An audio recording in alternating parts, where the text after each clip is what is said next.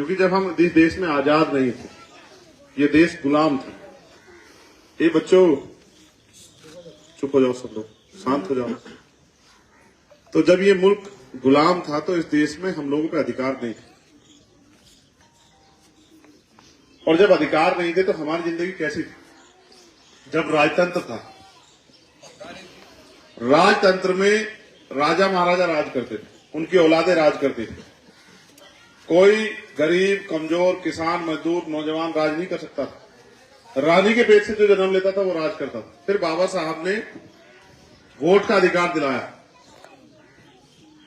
और वोट के अधिकार के साथ ये सुनिश्चित हुआ कि अब सिर्फ रानी का बेटा राज नहीं करेगा, जो वोट की ताकत से, बैलेट की ताकत से जीत के जाएगा वो राज करेगा। अगर ये संविधान नहीं होता तो आज इनको कोई यहां मंच पे नहीं बैठने देता।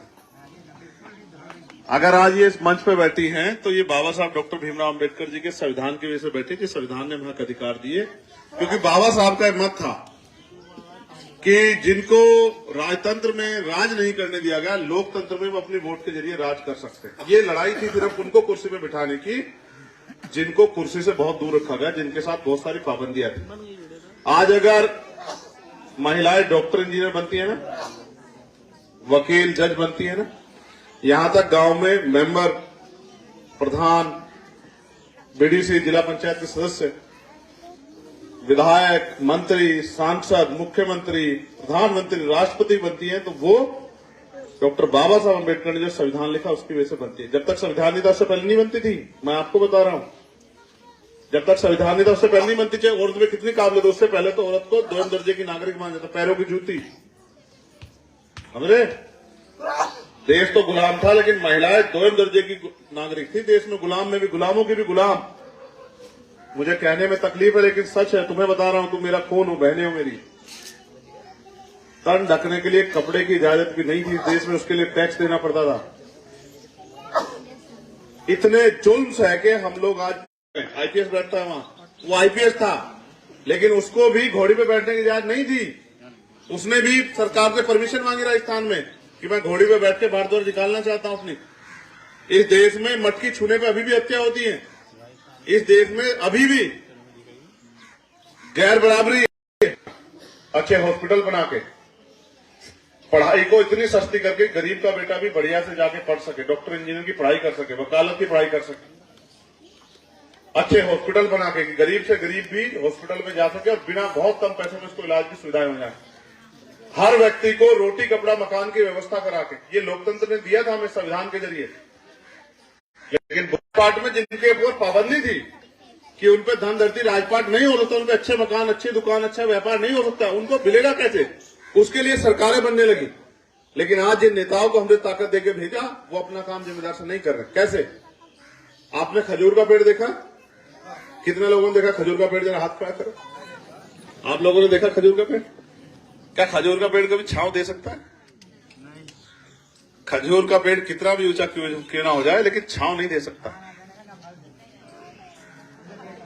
सच ये है, जिनको हमने सींचा, जिनको हमने ताकत दी, उन्होंने ताकतवर होने के बाद हमसे मुंह मोड़ लिया। कैसे? और आसानी से समझ जाओ। आपने जिस बेटे को अपना पेट काट के पढ़ाया, जिस बेटे को अपनी सुख सुविधा त्याग करके पढ़ा लिखा के कामयाब बनाया, जिस दिन वो कामयाब हो गया, उसके बाद उसने आपसे कहा कि आपसे मेरा कोई रिश्ता नहीं। उस मां पे क्या बीतेगी बताओ? कैसा लगेगा उस मां को? बहुत दुख लगेगा। अच्छा लगेगा? बुरा? जिसके लिए, जिसके सारे सब कुछ किया और उसने जैसे वो ताकतवर हुआ उसने हाथ खींच लिया, उस बाप पे क्या बीतेगी जिसने अपना पेट काट के उसको ताकत दी? जिन्होंने सर्दी में जूता और जैकेट नहीं खरीदी लेकिन अपने बेटे के लिए व्यवस्था की, और वो बेटा अगर समय आने पर साथ छोड़ दे तो उसको लगता है कि उसके साथ धोखा हो गया, वो ठगा गया। हमारे नेताओं ने बड़ी बड़ी बातें तो की, लेकिन जब हमारी तरक्की की बात आई तो उन्होंने हमसे मुंह फेर ली। उसका परिणाम ये है कि आज जो सरकार है वो हमारे अधिकार खत्म कर रही है। पहले नौकरी आती थी, अभी एक भर्ती है, उसका पेपर लीक हो गया। उससे पहले आरोग्य एक भर्ती है, उसका पेपर लीक हो गया। तो पहले भर्तियां आती थी, नौकरी लगते थे लोग, बैकलॉग भरा जाता था, स्कॉलरशिप मिलती थी। स्कूल बनते थे, अब तो स्कूल बंद हो रहे हैं। सरकारी स्कूल में ऑर्डर कर दिया 40 से बच्चे जहां कम होंगे उसको बंद कर दो, क्योंकि हम लोग पढ़ ना पाए। जब पढ़ेंगे नहीं तो अच्छे बुरे में फर्क कैसे करेंगे? जब पढ़ेंगे नहीं तो हम ये जानेंगे कैसे कि सरकार जो योजना चला रही है उससे फायदा होगा नुकसान होगा। आज जो लोग सत्ता में बैठे हैं उनका एकमात्र लक्ष्य, जो उनके सहयोगी हैं पैसे वाले लोग, उनको तो पैसे देना, उनको ताकत है। तो वो ताकत और पैसा उन पे आएगा कहां से? गरीबों का खून चूस के। वो अपना काम कर रहे हैं, लेकिन हम क्या कर रहे हैं? हम भी अपना काम कर रहे हैं। जिस तरह से वो हमारे अधिकार छीन के अमीरों को देना चाहते हैं, उसी तरह से हम अमीरों से अपने अधिकार छीन के अपने लोगों को देना चाहते हैं, जिनको स्वाभिमान सम्मान की जिंदगी मिलनी चाहिए, जिनका हक बैठता है संविधान के जरिए। आज इसी बात को लेकर हम लोग गली गली पूरे देश में घूम रहे हैं, और जहां भी जुल्म जाति अन्याय अत्याचार होता है, क्योंकि अभी हम पे इतनी ताकत है, हम उनकी मदद करते हैं, उस लड़ाई को लड़ते हैं। मैंने सिर्फ आपको इसलिए बिठाया 6 की 6 मेरी बहनों, कि जब तक मैं हूं अपने आप को सुरक्षित समझो। जब तक तुम्हारा भाई जिंदा है अपने आप को सुरक्षित मानो। कोई भेड़िया, कोई गुंडा, कोई अपराधी तुम्हारी तरफ आंख उठा के नहीं देख सकता जब तक तुम्हारा भाई। ये बात याद रखना, इसलिए बिठाया मैंने, ठीक है? इसलिए नहीं बिठाया। मैं देखना चाहता कि आज हमारी बहन बेटियों में इतना हौसला पैदा हो पाया, नहीं हो पाया कि वो मंच पर बैठ के पुरुषों को सामना कर पाएंगे, नहीं कर पाएंगे, उनकी आंखें तो नहीं झुक जाएंगी। मैंने सिर्फ तुम्हें इसलिए बिठाया कि जैक करने के लिए, तुम्हारा हौसला कहां था। अगर आज तुम वहां से डर के ना आती तो मेरा हौसला टूटता कि अभी भी मेरी बहनें अपने अधिकारों के लिए का सामना करने के लिए तैयार है। ये मंच हमारे लिए, ये कुर्सी बाबा साहब ने महिला पुरुषों को बराबर दी। जो काम बेटे कर सकते हैं वो बेटियां भी कर सकते हैं, मगर हमारे यहाँ दोहरा है, हम बेटी को कम पढ़ाते हैं, बेटे को ज्यादा पढ़ाते हैं। उनको लगता है बेटा ज्यादा सेव करेगा, उनको लगा बेटी तो पढ़ाएगी, सेवा बेटी ज्यादा करती है, बेटा कम करता है। 100 में से 1000 में से 1 होगा जो करता होगा बेटा, वरना बेटी ज्यादा करती। और अगर देखो, मैं आपको राजनीति से अलग बात बता रहा हूं, आपको बता रहा हूं और आपको बता रहा हूं जो बड़े लोग हैं, आप लोग बेटियों को शादियां करते हो कर्ज लेके, उधार लेके, जमीन बेच के। क्यों करते हो? इसलिए करते हो कि अच्छे घर में जाए और सुख शांति से रहे। लेकिन अब स्थिति बदल गई है। अब स्थिति ऐसे बदल गई है कि जो दहेज के लोभी लोग हैं, जब आप बेटी को तो वहां भेज देते हो, लेकिन वो पैसे की मांग करते हैं तो वही बेटियां जलाई जाती, उन्हीं बेटियों को मारा पीटा जाता है, उन्हीं बेटियों को जबरन उनके गले में फंदा टांग के उनको उनकी हत्या की जाती, उनको रोज टॉर्चर सहना पड़ता है। आप गलत कर रहे हो। बाबा साहब ने हमें महिलाओं को सशक्त करने का अवसर दिया था, उनको ताकत देने का, आपने उसको रोक दिया। आपने कहा बेटियां उतना ही पढ़े जबको ये बताया जा सके शादी में कि वो कितनी पढ़ी लिखी है। शादी करते समय अगर यही बेटियां डॉक्टर, इंजीनियर, IAS IPS बन जाए, पैसे कमाए, कौन इनका शोषण कर देगा? कौन इन पे की तरफ उंगली उठा देगा? कौन उनका सम्मान नहीं करेगा? आपके गांव में है कोई बेटी कामयाब जो IAS IPS हो, SDM हो, जज हो, वकील हो? है कोई बेटी जो पटवारी हो, सेक्रेटरी हो? है कोई बेटी जो पुलिस में दरोगा हो? अगर होगी तो बताओ, उसका कोई अपमान कर देगा क्या?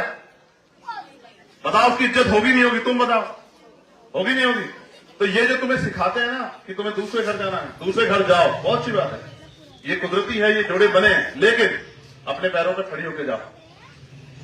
डॉक्टर, इंजीनियर, IAS IPS बन के जाओ, पढ़ के जाओ, मजबूत होके जाओ। किसी के आगे हाथ फैला के मत जाओ कि हर चीज के लिए निर्भर होना पड़े, ठीक है? कभी गुलामी की जिंदगी से बेड़ियां नहीं काट पाओगे।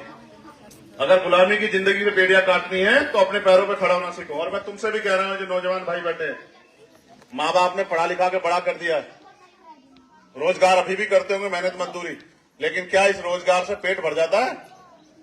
घर में सुख सुविधा आ जाती है? ये अच्छे कपड़े पहनने का अधिकार किसने दिया पता है? इसमें आपका कोई योगदान नहीं है। इधर आओ बेटा, सामने इधर आओ, कमिए, आ जाओ तेजी से। ये किसकी वजह से मिले हैं कपड़े पहनने का अधिकार? संविधान की वजह से। किसकी वजह से मिला बताओ? संविधान की वजह से। ये डॉक्टर बाबा साहब अम्बेडकर के संविधान की वजह से है।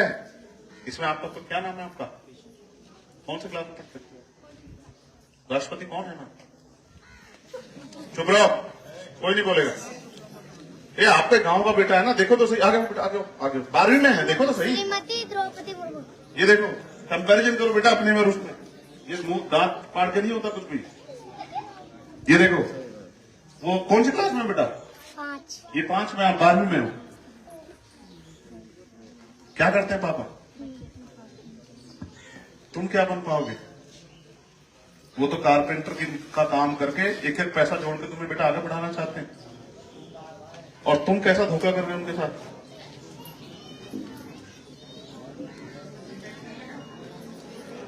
तुम जब कामयाब नहीं हो पाओगे, तुम्हारे पापा पे ऋषभ कैसी बीतेगी। बताओ, तुम्हारी मम्मी बैठी है, पापा, बड़ा भाई, आप महसूस करो ऋषभ मेरा ही भाई है, लेकिन अगर ये कामयाब नहीं हो पाया, इसके पापा वो कैसे बीतेंगे। उसको क्या पता कि उनका बेटा धोखा दे रहा है, उनको पढ़ नहीं रहा।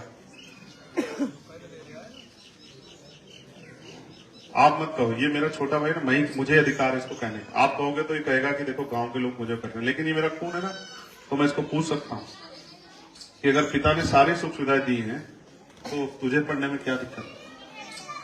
मुझे अब आंखें पहचानने की आदत है, मुझे 10-11 साल हो गए इस काम को करते हुए।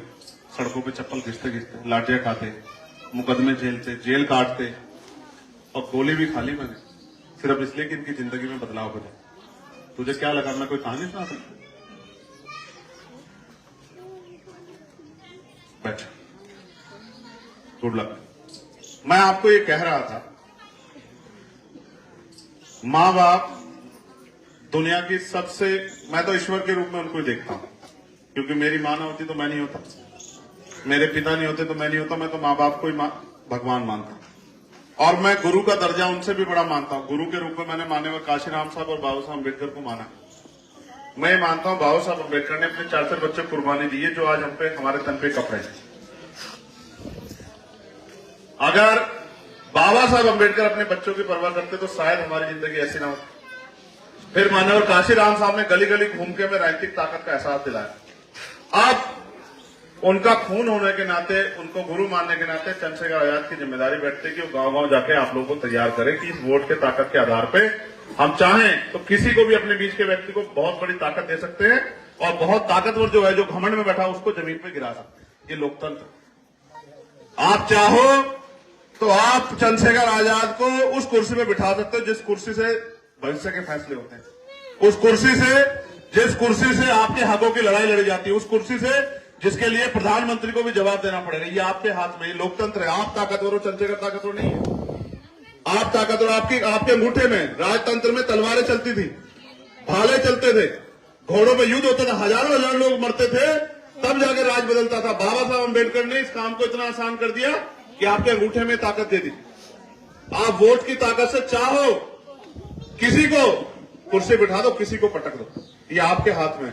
आप गलत फैसला लोगे, गैर जिम्मेदार लोग कुर्सी पर बैठेंगे। आपने पिछली बार जिसको वोट दिया लोकसभा में, वो सांसद भी बने, जीते भी। क्या 5 साल में आपकी बस्ती में आए पूछने के लिए कि आपके क्या हाल है? बताओ ईमानदारी से, आए आपके यहां कभी? बताओ, कभी पूछने कि आपका मकान चूरा है क्या, आपकी गली में कोई समस्या है क्या, आपके बच्चों को रोजगार मिल रहा है क्या? कभी पूछने आए आपको?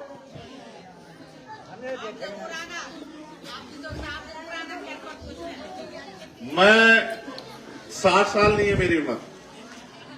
जिसे आपसे कोई मतलब हो, अगर मुझे मतलब होता तो मैं ऋषभ को नहीं वो करता, उसको बुरा लगा होगा, सच बता रहा हूं, उसको लगा मेरा अपमान हुआ। लेकिन क्योंकि अगर मैं बड़ा भाई हूं, मैं नहीं समझाऊंगा तो कौन समझाएगा? माता पिता अगर बच्चे को समझाते उसका बुरा थोड़े चाहते हैं, उसको उसमें सुधार चाहते हैं, इसलिए समझाते हैं माता पिता। माता पिता बुरा नहीं चाहते किसी का। मैं आज उम्र में भले छोटा हूं, लेकिन इस समाज की कमजोर वर्गों की जिम्मेदारी है मेरे कंधों पे कि मैं इन लोगों को इस देश में गुलामी का जीवन जीने के लिए तैयार नहीं होने दूंगा। मैं इनको जगह जगह के छोड़ूंगा, कुछ भी हो जाए, चाहे मुझे कितनी गली जानी पड़े, कितनी रात जागना पड़े, किसी को समझाना पड़े, कोई मुसीबत झेलनी पड़े, चाहे मेरे गले पे आरा भी क्यों ना आ जाए, लेकिन मैं इनको समझा के छोड़ूंगा कि इस देश में आपको गुलामी का जीवन नहीं जीना, आपको इस देश में स्वाभिमान सम्मान का जीवन जीना।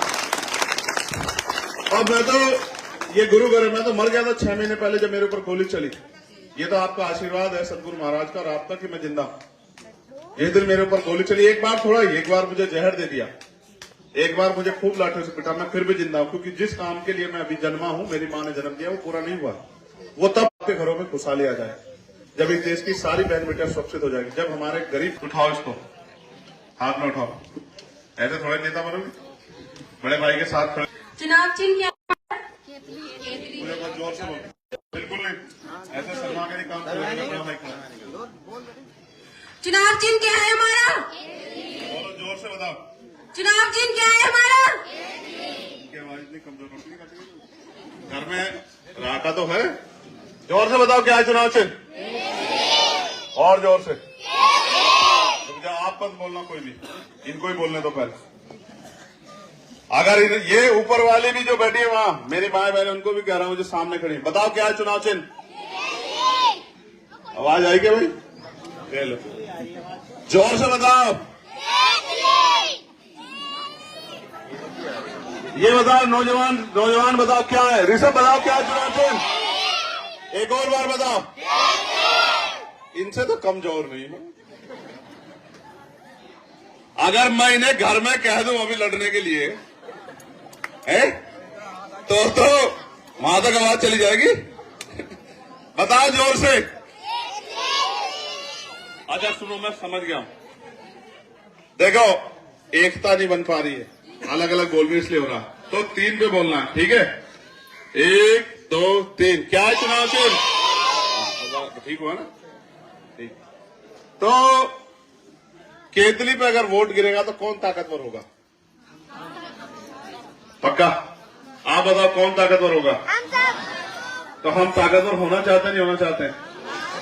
अब इसको घुमाओ, अब इसको दे दो, आ जाओ।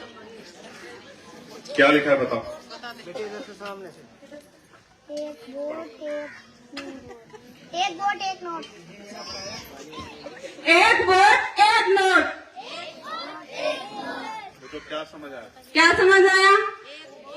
एक वोट मैं एक नोट। समझाता हूँ, अभी समझ आया, पकड़ के सही। देखो, जिनसे संघर्ष कर रहे हैं ना, वो बहुत ताकतवर लोग हैं, उन पे बहुत पैसा, वो पैसे के आधार पर राजनीति करते हैं, पैसा बांट के, राशन दे के, तमाम तरह की चीजें करते हैं। लेकिन मुकाबला तो करना पड़ेगा। वैसा तो नहीं कि उनसे हार मान जाए। हार मान जाते तो फिर लड़ाई नहीं बची। तो जिनसे मुकाबला कर रहे हैं वो संपन्न है, पैसों के आधार पर उनसे मुकाबला नहीं कर सकते, साधनों के आधार पर मुकाबला नहीं करते। पूरी मीडिया उनकी है, सारे अधिकारी कर्मचारी उनके। हम